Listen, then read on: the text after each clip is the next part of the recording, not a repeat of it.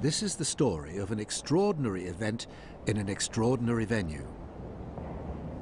Only hours from now, 500 young people from over 80 countries will meet here in the world's newest luxury hotel.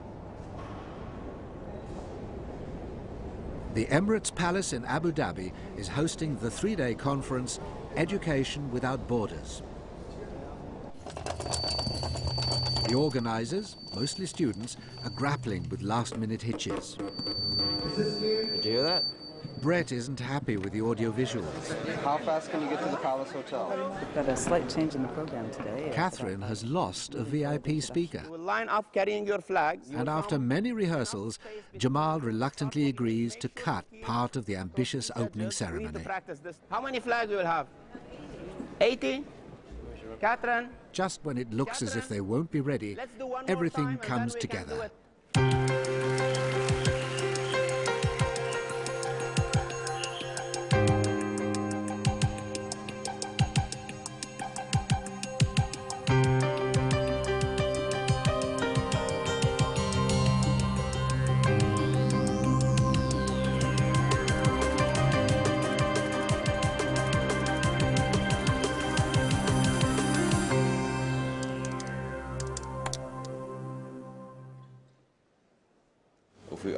Here, in the capital of the United Arab Emirates, government ministers, captains of industry, scientists, media experts, and students are all talking about e-learning.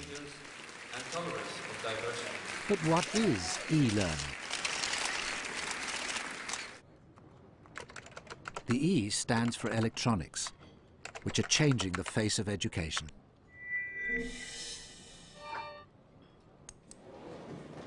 This is Abu Dhabi Men's College, the first of the Emirates' higher colleges of technology. This simulation is a real-time simulation, and that means the only notebooks here are notebook computers, all networked wirelessly to each other and to the internet. All time. We see the methane pure. Blackboards have given way to smartboards. My liquid. These allow the teacher to show the work from any laptop to the entire class. Depends on the separation in the tower. This is the library. There aren't many books, but there are online databases updated more frequently than books and available to all 24 hours a day. Here, students can hone their computer skills, do coursework, and swap ideas with people around the world. Even the notice boards have gone E. One aspect of the college is familiar. One of my major concerns is that my Bachelor of Media Studies students are full-time workers. It still has teachers. They're tired, they're not focused, and I would like to put together a program, WebCT. They turn pen and paper lessons into courses that can be studied on computers. We could possibly monitor them maybe once a month. Is that a possibility? Some courses are taught partly in class and partly online. Okay, here we go. Other courses are 100% online. Students and teachers communicating via the internet.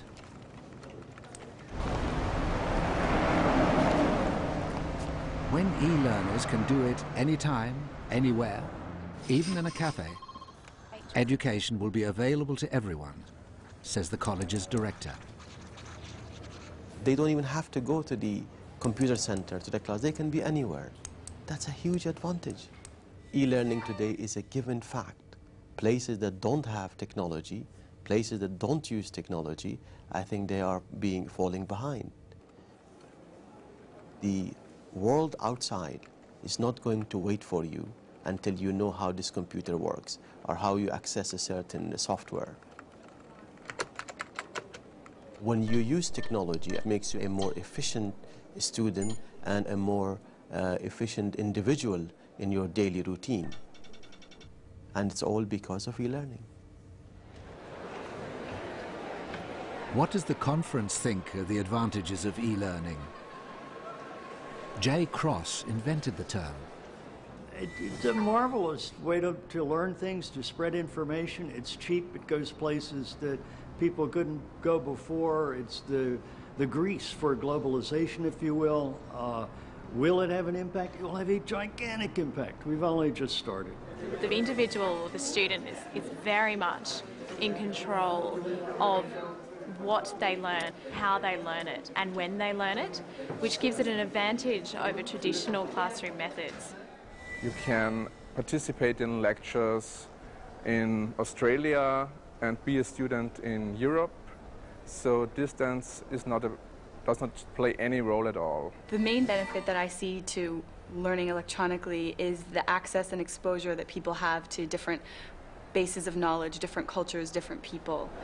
I think the main advantages of e-learning are the prospect of customization and offering personalized learning. This is particularly important for a lot of special needs learners, for example, those with mental disabilities or physical disabilities. A number of disabled learners attended the conference. They met up at the gala dinner, along with fellow students who are developing e-learning to help them.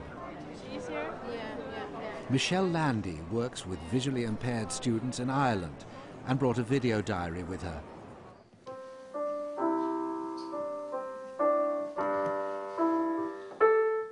Disabled people all too often find themselves on the margins of life. Michelle believes that e-learning can prevent this. Students at St. Joseph's Academy in Dublin agreed to help with her research.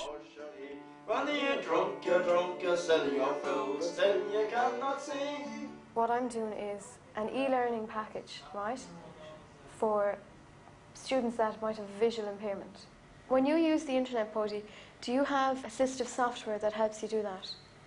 I do, but I don't use it because the pages are a lot bigger than they should be. If I was researching something for school, like any number of websites could come up. The problem is it'll just read out a load of rubbish, like it won't read out the names of the sites.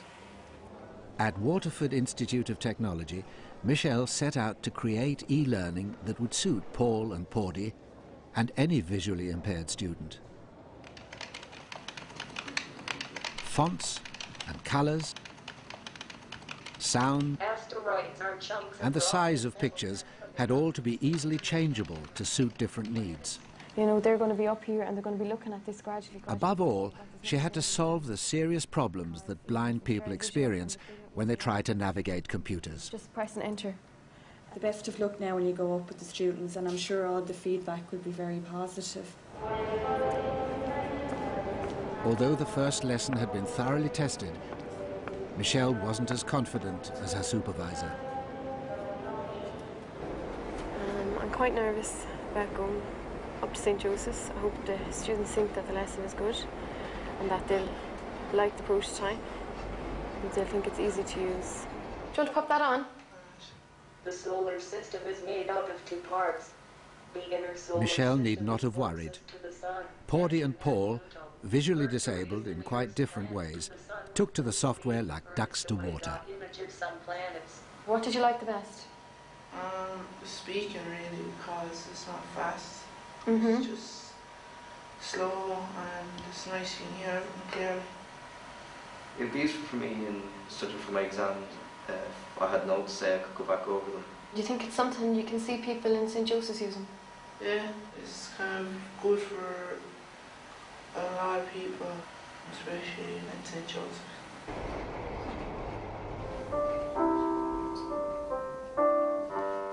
I think that the best bit of the feedback that I got was when Paul said he'd use it to study for his exams.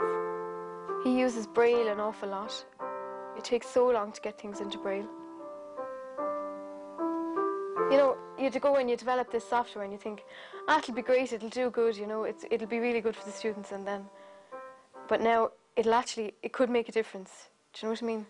That's weird. Formerly, denials were imposed on people who were disabled and thirsty for knowledge. But nowadays, they can participate in information technology as a non-disabled person, the same way. Computers actually brought for the first time equal access to education for people with special needs. I am able to directly access the same materials electronically as everybody else, and this gives me for the first time the chance to study at the same university as many sighted people do.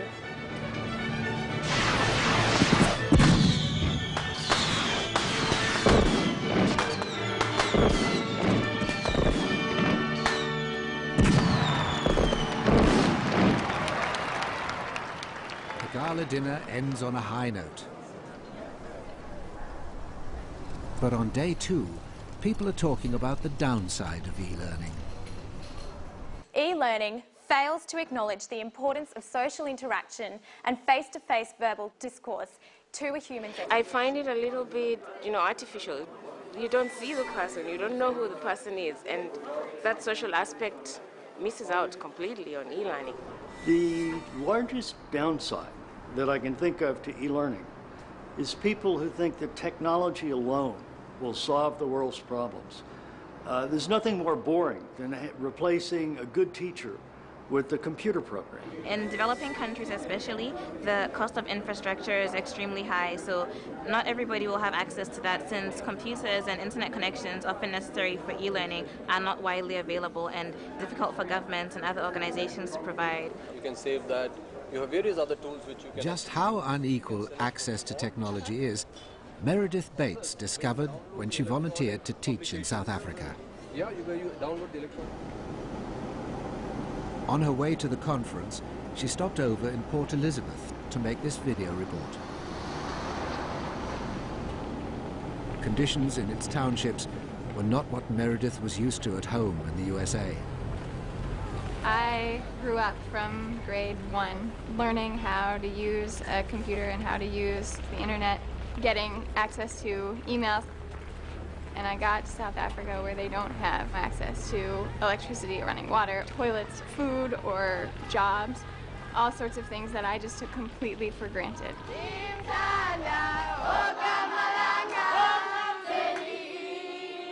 This is where Meredith taught.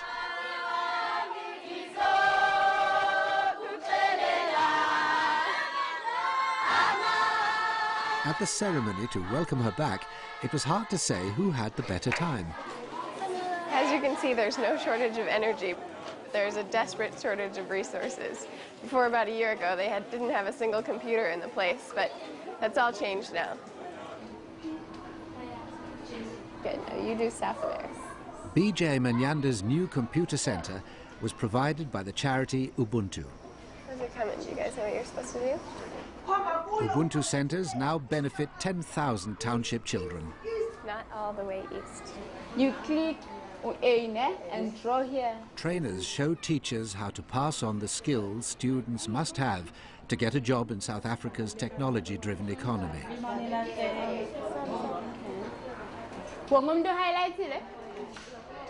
guys move the welcome Ubuntu director Kobani Zonka says for kids from the townships, it's leveling the playing field. You know, Meredith, to start with, I first saw a computer when I went to university, and I struggled. East of Australia. In the past, our kids, when they go to the job market, they have to compete with other learners who had an opportunity to have computers in their schools. Now, we're really closing that digital divide. Meredith had many memorable experiences in the townships. One of them convinced her that e-learning does more than get jobs. It helps people to help themselves and others.